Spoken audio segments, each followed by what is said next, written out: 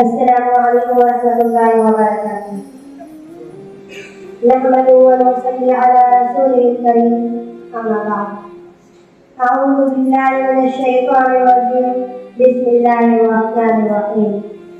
ان الذین یغضون اصواتهم عند رسول اللہ اولئک الذین امتحن اللہ قلوبهم للتقوی لهم مغفرۃ واجر عظیم۔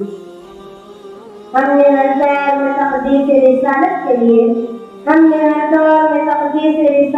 لیے وقت کی تیز ہواؤں سے بغاوت کی، توڑ کر سلسلہ رسم سیاست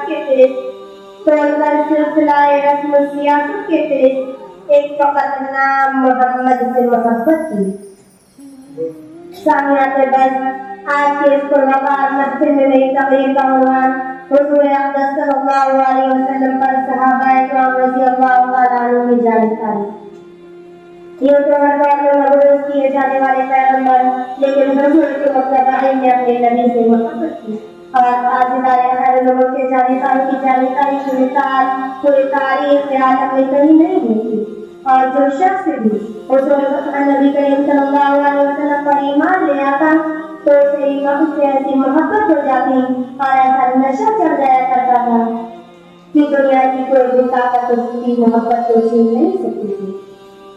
وہ صحابی جن کی حضور سے کوئی قرابت داری نہیں، جن کی حضور سے کوئی رشتہ داری نہیں، جن کی حضور سے کوئی خاندانی تعلق نہیں، لیکن جب ایمان لے آتا تو ایمان لانے کے بعد حضور کا سچا غلام بن جایا کرتے تھے اور عاشق بن جایا کرتے تھے کہ بس ایمان لانے کے بعد ایک ہی نام کی ہوا کرتی تھی، وہ محمد محمد محمد صلی اللہ علیہ وسلم۔ کیا قانون چلے گا تو صرف محمد صلی اللہ علیہ وسلم کا، اب حکم چلے گا تو صرف محمد صلی اللہ علیہ وسلم کا۔ کلمہ پڑھنے کے بعد حضور کا سچا غلام بن جایا کرتے ہیں کہ خون کے آخری قطرے میں جو گناہوں کی شکل نہیں آتی۔ یہ وہ بے مثال محبت تھی محمد کی، یہ وہ بے مثال محبت تھی محمد کی جس نے ذرہ کو آفتاب بنا دیا، ادنا کو اعلیٰ بنا دیا، قطرہ کا بوند ہو گیا، بھرنی کی موج ہو گئی، موج کی نہر ہو گئی، نہر کی دریا بن گئی۔ ہاں، ابو بکر کا صدیق اکبر ہو گیا، عمر کا فاروق اعظم ہو گیا، علی کا حیدر کرار بن گیا، بلال حبشی کا دنیا کا امام بن گیا۔ پوری خالق کائنات کو اولئک هم المفلحون کا خطاب ملا، اولئک هم الراشدون کا فرمان ملا، اور لهم مغفرۃ واجر عظیم کی بشارت ملی۔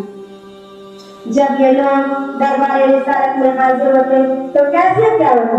سورہ حجرات کو پڑھ کر دیکھیے، ارشاد باری ہے کہ ان الذین یغضون اصواتهم عند رسول اللہ اولئک الذین امتحن اللہ قلوبهم للتقوی لهم مغفرۃ واجر عظیم۔ جو لوگ آپ صلی اللہ علیہ وسلم کے سامنے اپنی آواز کو پست رکھتے ہیں تو یہ وہ ہیں جن کو دل کا امتحان خدا تعالیٰ نے تقوی بھی دے دیا۔ ترمذی شریف کی روایت میں آتا ہے کہ جب آپ صلی اللہ علیہ وسلم کلام کرتے ہیں تو تمام صحابہ کرام اپنی نگاہیں جھکا لیا کرتے ہیں، گویا کہ سر پر فرشتہ بیٹھا ہے۔ اللہ اکبر، اللہ اکبر، یہ ادب کا حضور کا اور یہ احترام کا حضور کا۔ ارے یہ ادب اور یہ احترام کیوں؟ اس لیے کہ حضور صلی اللہ علیہ وسلم صحابہ کرام کو اپنی آل و اولاد سے بھی زیادہ محبوب اور ان سے بھی زیادہ پیارے ہوا کرتے تھے۔ چنانچہ ایک مرتبہ حضرت علی رضی اللہ تعالیٰ عنہ سے آ کر ایک شخص نے پوچھا کہ آپ کی محبت حضور صلی اللہ علیہ وسلم کے ساتھ کیسے ہوا کرتی ہے؟ فرمایا باخدا حضور صلی اللہ علیہ وسلم محبوب اور ان سے بھی زیادہ پیارے ہوا کرتے ہیں جیسے کہ ٹھنڈا پانی کسی پیاسے کو ہوا کرتا ہے۔ حضرت عمرو بن عاص رضی اللہ تعالیٰ عنہ فرماتے ہیں کہ میرے دل میں حضور سے زیادہ مجھے کوئی محبوب اور ان سے زیادہ کوئی پیارا نہ تھا، لیکن میرے دل میں حضور کا جلال اس قدر تھا کہ میں آنکھ بھر کر کے بھی آپ صلی اللہ علیہ وسلم کو نہ پوچھا۔ کہاں چل کر دکھا دو مجھ کو صورت کملی والے کی، کہاں چل کر دکھا دو مجھ کو صورت کملی والے کی، کہ ان تاریک آنکھوں کو ضرورت ہے اجالے کی۔ جب آپ صلی اللہ علیہ وسلم مدینہ تشریف لائے تو مدینہ کی ہر ایک چیز روشن اور تابناک نظر آ رہی ہے۔ لیکن جس دن حضور صلی اللہ علیہ وسلم کا انتقال ہوا اس دن مدینہ کی ہر ایک چیز تاریک نظر آ رہی تھی۔ آپ صلی اللہ علیہ وسلم کے وفات کے اعلان کے بعد مدینہ کی گلیوں میں قیامت برپا ہو گئی۔ تمام صحابہ کرام پریشان حال تھے، ہر شخص کے دلوں پر غم و غصے کا پہاڑ ٹوٹ چکا تھا۔ جو جہاں کھڑا تھا کھڑا ہی رہ گیا، جو جہاں بیٹھا تھا بیٹھا ہی رہ گیا۔ حضرت علی رضی اللہ تعالیٰ عنہ تو روتے روتے بے ہوش ہو گئے۔ حضرت عمر فاروق پر سر کاتا ہی ہو گئے اور بلال حبشی کو دیکھے انہوں نے تو مدینہ ہی چھوڑ دیا۔ کہتے ہیں کہ جب آپ صلی اللہ علیہ وسلم ہی نہیں رہے تو اپنے مدینہ میں لوگوں کے اندر رہ کر کے کیا کریں گے۔